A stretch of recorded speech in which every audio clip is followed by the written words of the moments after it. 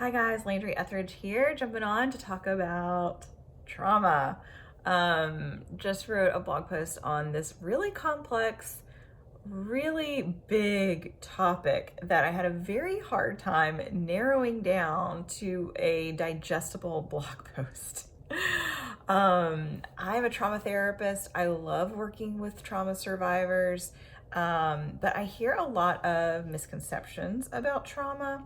Um, so I wanted to talk a little bit about that. And if you want to read more, you can on our website, landryethridge.com. But trauma really we think about trauma, we think about these big life events, these big, maybe near death experiences like a car crash, a natural disaster, an assault, something like this. Something maybe like a combat veteran would experience. I've heard people say, well, I didn't experience trauma. I've never been shot at. Um, well, yes, those things certainly can be traumas. Not necessarily, actually, but potentially those types of events could be traumas or could be traumatic to us. They could cause the development of something like PTSD. But what often gets overlooked, and which actually can have much more devastating and pervasive effects on someone's well-being, is what we call little t trauma. So big T trauma, talking about those events, maybe those one-time events, those big events in our lives. But the little t trauma can actually have a more pervasive effect on us. A, because they often get overlooked. B, because they're often repetitive. There's something we experienced over and over, or something we needed to experience but didn't over and over and over. Like not getting comforted when we're scared, something like that. We didn't experience that we needed to. Often get it, but they also shape the way that we see ourselves in profound ways. Those little t traumas can also shape the way that we see the world, what we believe to be true about the world, and how we're able to connect to other people. So these little t traumas can be these small things that we overlook. Bullying, which actually bullying could definitely be like a big T trauma, but maybe something like bullying or emotional neglect. So yeah, my parents didn't yell at me, but I didn't really get to feel connected to them. So this idea of absence of connection or absence of emotional safety is a really common little t trauma that I see in my work as a therapist. These types of experiences can result in certainly low self-esteem, but also the inability to feel connected to other people, which you can imagine sort of the repercussions of not being able to feel connected. It can also cause,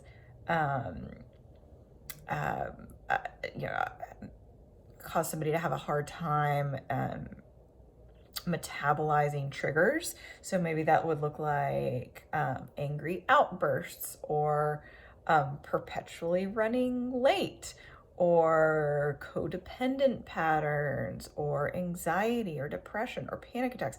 It is endless. I have a lot of clients who come into therapy maybe for the first time and are like, I had a great childhood. My parents were great. They loved me. That was never a question. And my goal as a therapist isn't to convince them that they have some suppressed horrific trauma or their parents were bad and we need to blame them. No, my goal is to actually help them connect the dots, for them to see that these experiences, really to help them understand that they didn't have a perfect childhood and their parents weren't perfect, because no one had perfect parents. No one had a perfect childhood. None of us get out of childhood or out of life unscathed. We've all had negative experiences, no matter how wonderful and skilled our parents were, at some point they missed an emotional need that we had, and that has a repercussion. That is going to have, that may have a repercussion for us. Again, that is not to say that your parents are bad or they failed you. No, maybe perhaps they were really incredible parents that really did an amazing job. At the same time, those little t traumas do have a domino effect, a ripple effect. A lot of times I'll use the example of Jenga, that game where you're stacking all the blocks. Well, let's say we have a Jenga tower that's a little shaky, right? Maybe that means like we experience anxiety or social anxiety or panic attacks or insomnia or chronic health conditions. We have a little bit of, our tower's a little shaky. Well, if we look down, down, down of this tower, probably something on the base it was missing, right? And so little t trauma is like having a lot of those Jenga pieces missing on the foundation of our structure, and so that can cause some wobbly effects. Let's say we had we didn't have a whole lot of little t trauma, but we had one big event. That's like missing one Jenga piece up at the top, or a couple of Jenga pieces at the top. It's going to be much more stable because the foundation is stable. And so, anyway, topic of trauma is a really big topic to try to cover in a blog post, but I did my best. I'm thinking there's going to be a lot more to write in the future. So if there is, if you have some pushback and you're like, little t trauma, no such thing, everybody has a bad experience, this is just victimhood, or if you have any kind of pushback, I would love to hear it, because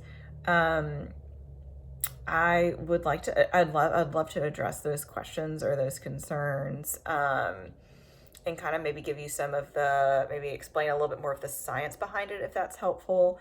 But yeah, I'd love your comments. I'd love if you have if you were looking, giving some examples would be helpful, let me know. And I can maybe, use some of your insight to write some future articles in upcoming publications. So, thanks for tuning in.